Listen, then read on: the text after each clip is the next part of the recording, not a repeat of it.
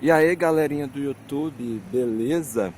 Eu tô aqui na rua para fazer um vídeo resposta ao Merlin. Na verdade é um vídeo trazendo mais perguntas a ele, como no vídeo anterior, mas dessa vez gravando pelo celular na rua, né? Primeiramente eu gostaria de falar aí pro pessoal que comenta nos meus vídeos e faz comentário muito grande, pedir para que esse pessoal, ao invés de fazer um comentário muito grande, se o comentário for muito grande, vai acrescentar alguma coisa, é melhor fazer um vídeo respondendo ao meu vídeo, ao invés de fazer um comentário grande demais no meu vídeo. Se for um comentário pequeno, beleza.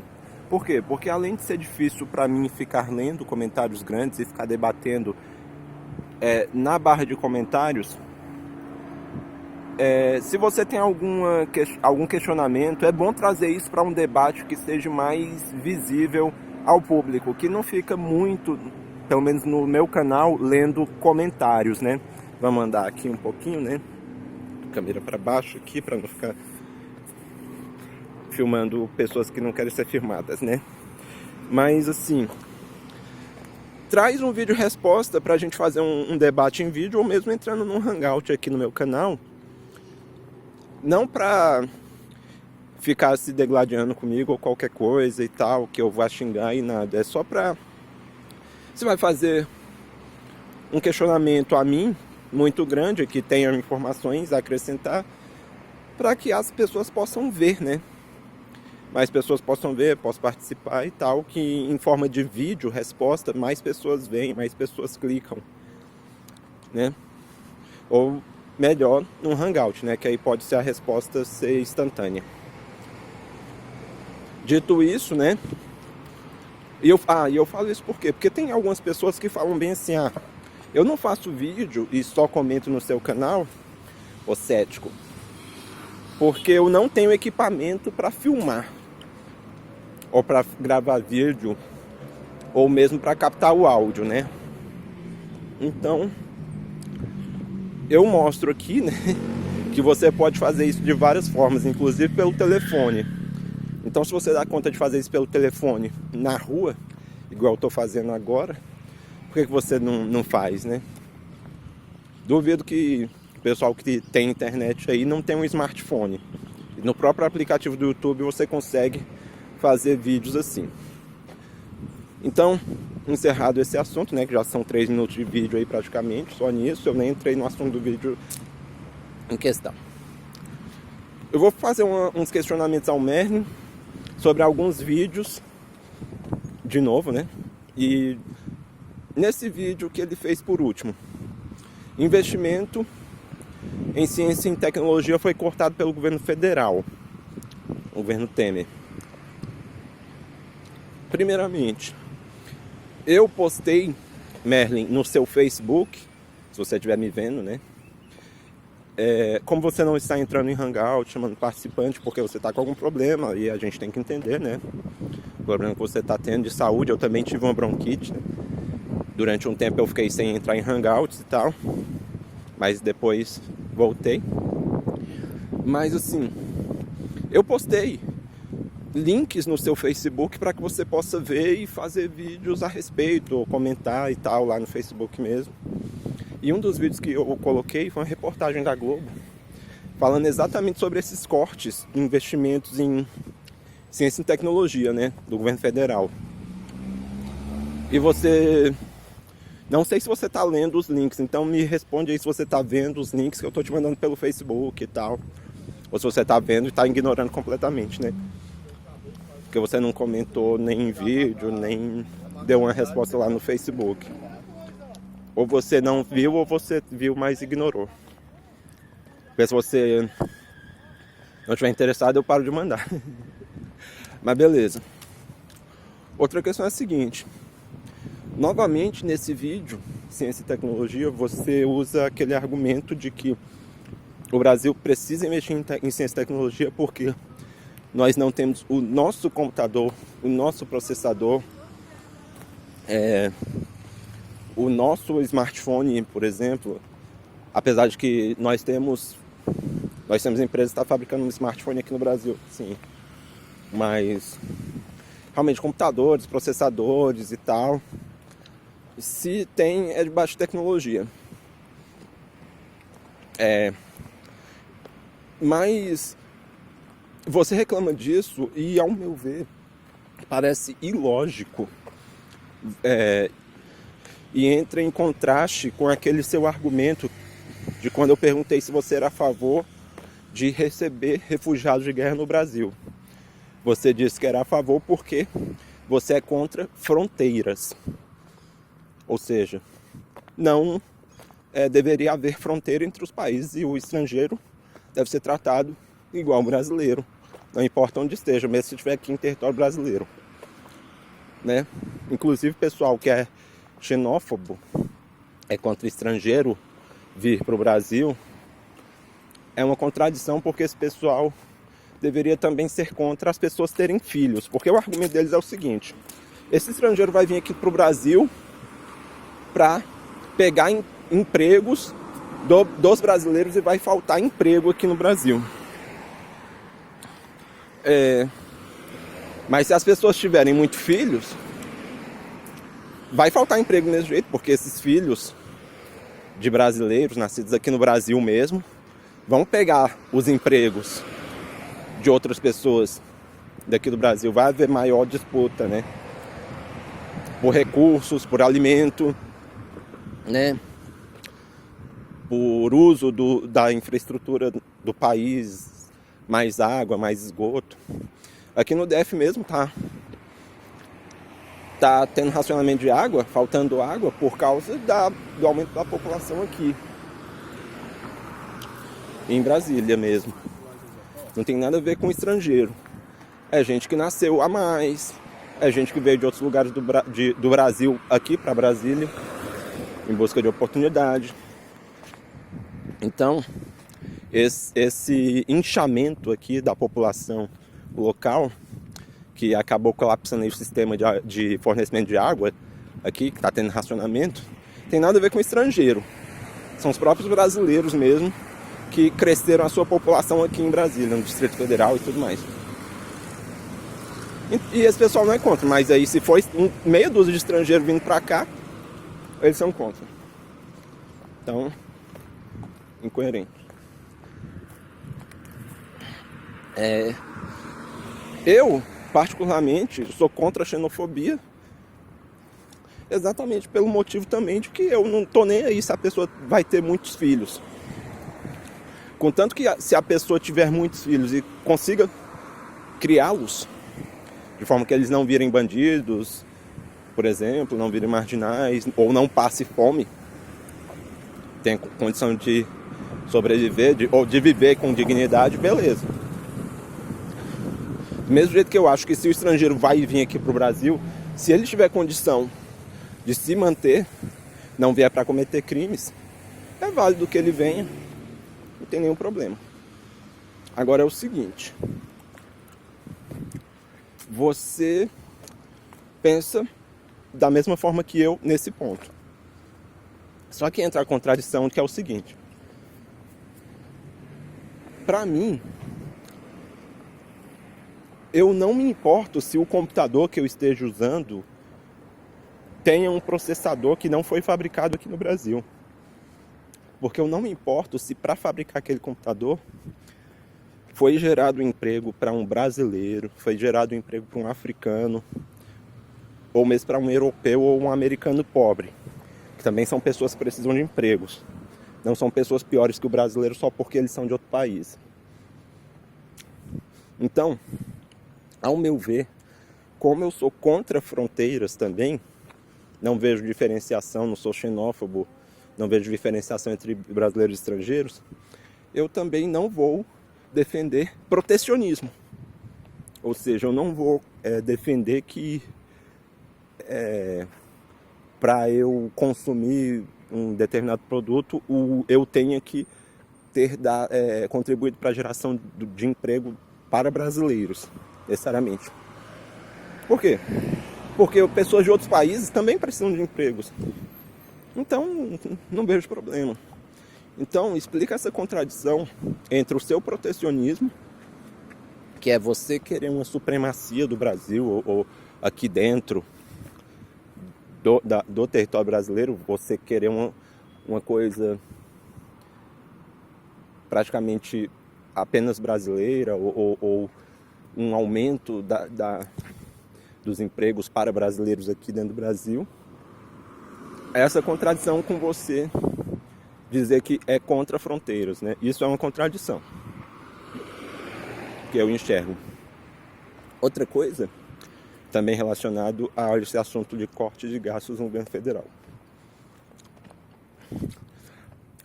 Está havendo corte de gasto em todas as áreas por causa de crise orçamentária do governo, né?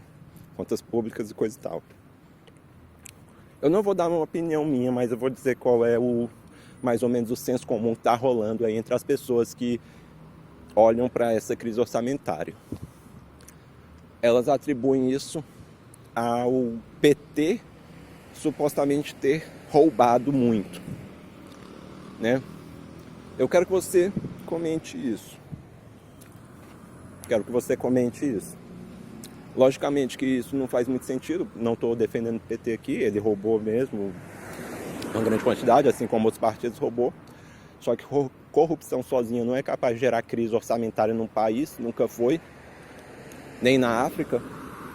Crise orçamentária em qualquer país, mesmo mais pobre, é gerado por outros problemas que não é por causa de corrupção, até porque nunca se rouba um montante grande o suficiente para se gerar crise em um país. Se rouba um montante suficiente para faltar em determinada área e tal, de investimento, mas não em todas ao mesmo tempo. Outra coisa também é que, ao meu ver, o principal problema desse orçamentário que o Brasil está vendo se deve à queda de receita, ou seja, as pessoas elas pararam de consumir para pagar dívidas antigas que vinham tendo, e também porque perderam emprego, ou vêm que estão com seus empregos ameaçados e tal, não estão gastando muito, não estão tendo muito acesso ao crédito e essas coisas todas para consumir, né? O consumo das pessoas está diminuindo por vários motivos, beleza. Tanto que elas não estão mais trocando tanto de carro, não estão trocando mais tanto de eletrodomésticos e essas coisas. É até bom isso aí porque favorece a sustentabilidade, né? Recursos, né? Se ficar fabricando muito eletrodoméstico, muito carro e coisa e tal, as pessoas vão daqui a pouco ter falta de recursos, né? Porque fabricação dessas coisas já usa muito recurso natural. Só que isso causa um problema. O sistema tributário do Brasil é baseado no consumo, não é? Então, ICMS, né? Imposto sobre mercadorias e serviços e outros tais aí são o que geram não a maior parte, mas uma parte muito significativa do orçamento arrecadado pelo governo federal. Como houve queda de consumo, vai haver também queda abrupta de receita. Isso foi o principal problema dessa crise orçamentária do governo. Queda de arrecadação por causa da queda do consumo, desaquecimento da economia e tudo mais. Então essa é a minha leitura do problema. Você concorda ou não? E fale o porquê e qual seria o problema ao seu ver, na sua análise. Né? Outra coisa que eu queria perguntar para você é sobre um vídeo que é um pouco mais antigo, mas ainda é recente, que é aquela sua resposta ao Easy Nobre sobre o Islã, né? O fato dos muçulmanos serem violentos e tal. Eu só fui ver recentemente, eu vi o seu vídeo, mas eu só fui ver o vídeo do Easy, que foi o vídeo que você respondeu, recentemente. E eu fiquei com um pouco atrás da orelha, porque você falou que o Easy tinha falado que, insinuado ou falado mesmo, que os islâmicos, os muçulmanos, eram violentos porque eram muçulmanos ou alguma coisa assim, ou uma parte, né, do Islã muito violenta por causa do Islã. Aí eu vi o vídeo do Easy e ele falou o seguinte: olha, houve um atentado terrorista numa casa de show lá nos Estados Unidos e tal. Enquanto estava tendo um atentado terrorista com um tiroteio e tal, as pessoas se esconderam e uma pessoa comentou, olha, isso aí deve ser atentado terrorista de muçulmano.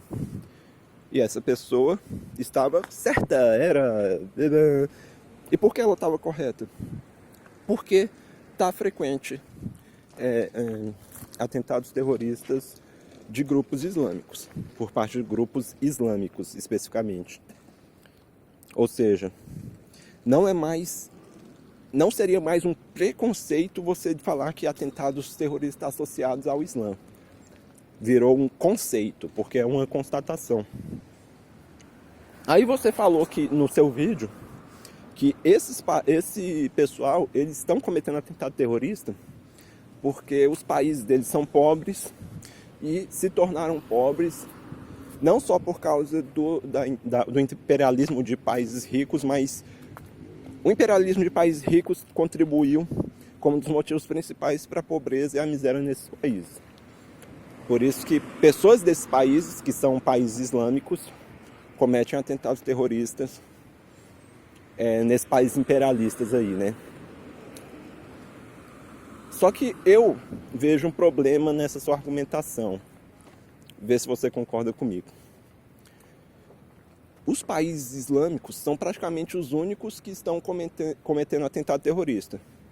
Exceto em partes do mundo que há movimentos separatistas, como no ETA, né, ali do País Basco, na Espanha, que não é tão frequente, e que é um pouco mais frequente lá dos chechenos, né, na Rússia. Tem um grupo separatista ali do Tibete, né, que está querendo independência em relação à China, só que, pelo que eu vejo, não há atentados terroristas ali, pelo menos não noticiados, né. De resto, é tudo praticamente a Islã. É tudo muçulmano, é tudo grupo que tem alguma ligação ou com o ISIS ou com outro grupo islâmico. E isso não é de hoje, há muitos anos é assim.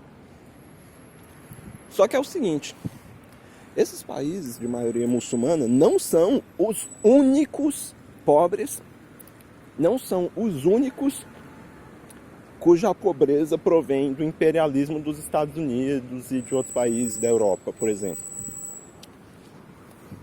Por exemplo, você vê na Índia, né? O imperialismo, principalmente britânico, lá contribuiu para muita pobreza. Ex-colônia britânica e tal.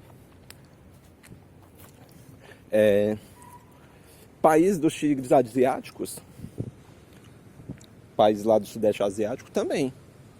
São países que tiveram uma pobreza aí agravada pelo imperialismo de outros países ricos. Porém, esses países não são islâmicos. E, por não ser islâmicos, eles não estão envolvidos em atentados terroristas em outros países. Porque na Índia, a Índia não é islã, é hindu. Lá no Sudeste Asiático, o Camboja, a Birmânia, a Malásia, né, o Vietnã, são países que é o budismo, né? É o budismo que é a religião predominante naqueles países. Você não vê grupos budistas nem hinduístas fazendo atentado nos Estados Unidos. Ao invés disso, eles tocam as vidas deles lá e não matam pessoas inocentes em outros países, né? Então eu vejo uma contradição, um problema nisso aí. Então, se o que causa revolta e atentado terrorista em outros países não é a religião, mas sim a pobreza, por que outros países pobres que não são islâmicos não estão cometendo atentado terrorista também? Né? O Vietnã aí, que sofreu intervenção militar americana, né, na segunda metade do século XX, e está pobre. É um país predominantemente budista e não está cometendo atentado terrorista. Não vejo grupo budista cometer atentado terrorista, assim como os países vizinhos ali, né? Como Camboja, a Birmânia, a Malásia e outros, né? Então não vejo isso, então não faz muito sentido. Assim como em Índia e Bangladesh, que são hindus, não estão cometendo atentado. Então, beleza. Então, responde isso aí. O que mais que eu teria a acrescentar aí? Ah, tá. Eu vou acrescentar mais uma pergunta aqui, rapidamente, sobre a questão do ecopolo. De novo. Porque eu vi um participante entrando aí e conversando com você e com alguma outra pessoa que defende ecopolos. E você e a outra pessoa estavam defendendo ecopolos e o outro participante falando, olha, vocês estão superestimando essa questão aí de ecopolos, vocês estão achando que isso aí vai ser solução para os problemas e tal. E a argumentação de você e do outro participante foi falar, não, ecopolo é possível porque já existe. Aí eu vou trazer para você uma questão e uma explicação. Quem está estranhando essa questão de você falar tanto de ecopolos, você e algum outro participante que entrou nessa onda, né? E eu incluo também aquele Leandro Zaid, que eu vi sim todos os vídeos dele, só que eu não tô, ao contrário de você, a partir da premissa que tudo que ele falou ali é verdade, não tem falha nenhuma. É o seguinte, não é que a gente está achando que ecopolo não seja possível de acontecer e que eles não existem. Eu sei que já existe ecopolo, já existe cooperativas e essas coisas mais. Eu sei que existe isso, eu sei que é possível, eu sei que tem uma lei para isso. A questão de quem critica esse seu posicionamento em relação aos ecopolos não é falar que ele não é possível, é falar que ele vai... esse sistema de ecopolos vai ser o suficiente para alterar o sistema econômico e social da população inteira, ou de um país inteiro como o Brasil. Ecopolo, apesar de existir, não vai acabar com o capitalismo, não vai acabar com a empresa, não vai acabar com o sistema econômico que tem. Ecopolo é formado só por meia dúzia de pessoas que se isolam. E a maioria das pessoas, quase todo mundo, não está disposto a fazer isso. A maioria das pessoas querem continuar no capitalismo. Mesmo não estando perfeito, essas pessoas têm condição de ter moeda, de comprar geladeira, de comprar TV. Ah, mas tem gente que não tem gente que está morando na rua e tal. Beleza. Então seriam essas pessoas que estão morando na rua, como morador de rua, que iria pro ecopolo, então. Acrescentar o quê? Como eu falei, essas pessoas que moram na rua, elas vivem de mendigagem. Não é à toa que essas pessoas estão nos centros das grandes cidades, porque são ali onde elas arrecadam maior quantidade de esmola. Tanto que aqui em Brasília, a maioria desse pessoal vem do entorno, ou vem de outros lugares aqui do Goiás, de cidades menores do Goiás, próximas a Brasília, vem para cá. Porque lá nessas cidades eles não têm tanta circulação de dinheiro quanto aqui. E aqui eles podem pedir mais esmola. Então provavelmente eles não iriam querer sair daqui também. Mesmo os que iriam querer, iria acrescentar o quê? O que esse pessoal quer é cachaça. Teria uma fábrica de cachaça no ecopolo para esse pessoal? Essa fábrica de cachaça dependeria de dinheiro para continuar existindo, para comprar os insumos, né, para fabricar bebida e tudo mais. Então é isso.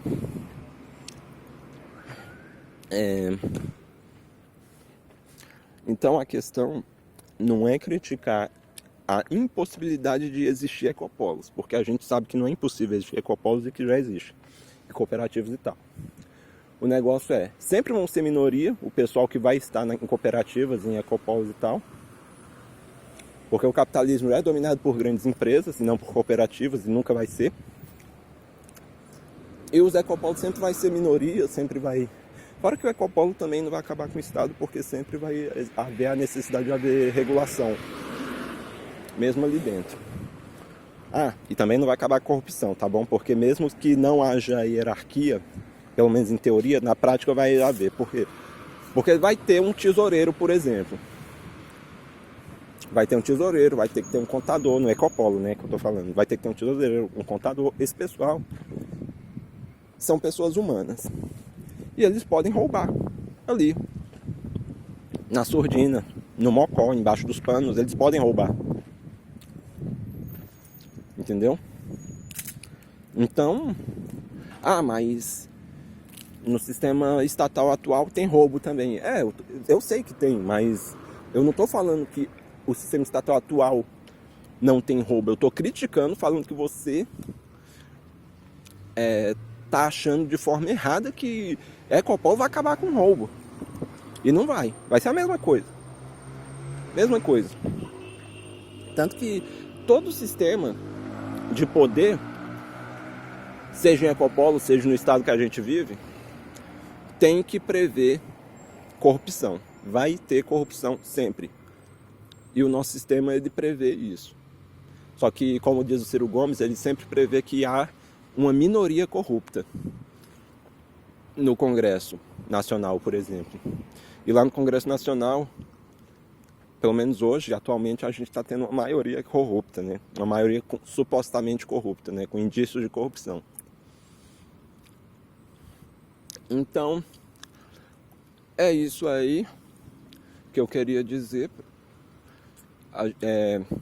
Gostaria que você visse os meus links no Facebook, respondesse, tá? E que o pessoal que quiser comentar aí, se eu for fazer um comentário muito grande, ou se tiver com uma questão muito relevante, muito interessante para trazer, que acrescente ou contradiga em algo que eu disse,